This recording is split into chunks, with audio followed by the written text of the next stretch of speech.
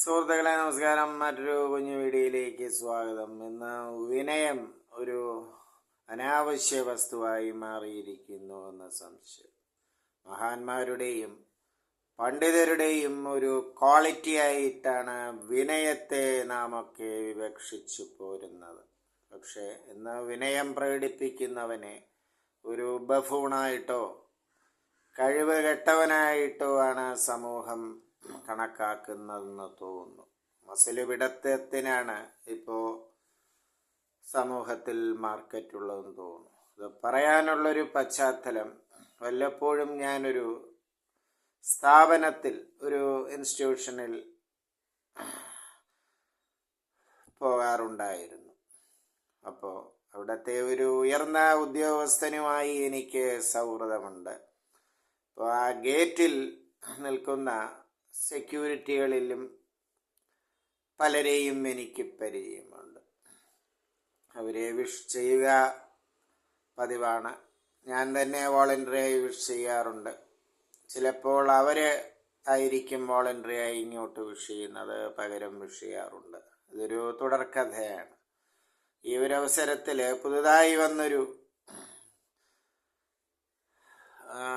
താരതമ്യേന പുതുതായി വന്നൊരു സെക്യൂരിറ്റി ഗാർഡ് വാതിൽക്കൽ നിൽക്കാറുണ്ട്. അപ്പോൾ ഈ എൻ്റെ ഒരു പതിവ് ആ ഒരു ശൈലി അനുസരിച്ചൊരു വണക്കം അയാൾക്ക് നൽകുന്നു. പക്ഷേ അല്പ ഗൗരവത്തോടുകൂടി വണക്കം തിരിച്ച് തന്നില്ല എന്ന് മാത്രമല്ല, ഒരു നേരിയ ഒരു പുച്ഛഭാവത്തിൽ ഒരു നോട്ടവും. കാരണം ഇപ്പോൾ ഈ വലിയ വണക്കം തന്നവൻ ഇവനൊന്നുകിൽ ഒരു കള്ളനായിരിക്കും, അല്ലെങ്കിൽ എന്തോ യോഗ്യതക്കുറവ് ഇവനിൽ ഉണ്ട് എന്നാണ് അയാളുടെ കുഞ്ഞു മനസ്സിൽ അപ്പോൾ ഓടിയ ചിന്ത എന്ന് തോന്നുന്നു. അപ്പോൾ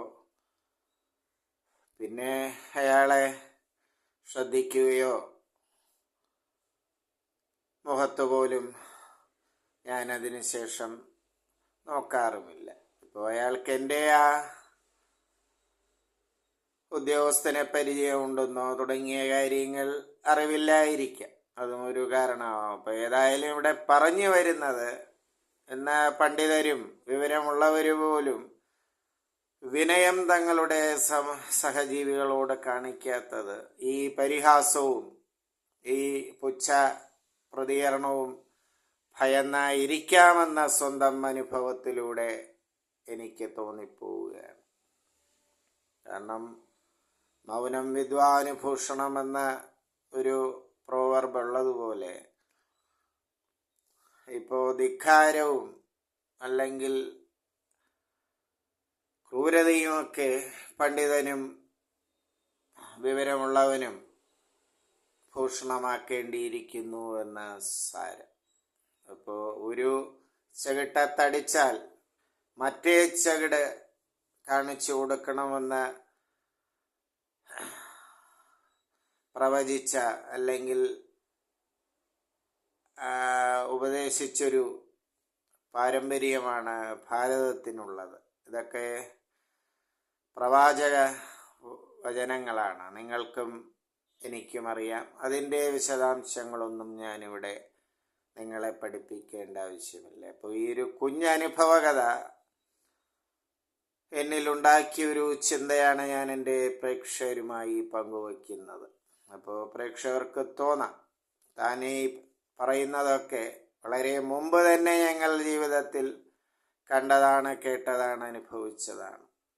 പിന്നെ വൈകിയുള്ള ഈ നിരീക്ഷണം അസ്ഥാനത്തല്ലേ എന്ന് നിങ്ങൾക്ക് തോന്നാം. അത് വേറെ കാര്യം. ഏതായാലും ഈ ഒരു ചിന്ത എൻ്റെ പ്രേക്ഷകരോട് പങ്കുവയ്ക്കണം എന്ന് തോന്നി. സമാന അനുഭവമുള്ളവർ പ്രതികരിക്കുക സുഹൃത്തുക്കളെ. എൻ്റെ എല്ലാ സബ്സ്ക്രൈബേഴ്സിനും വ്യൂവേഴ്സിനും വീണ്ടും എൻ്റെ നന്ദിയും കടപ്പാടും രേഖപ്പെടുത്തിക്കൊള്ളുന്നു. നന്ദി, നമസ്കാരം.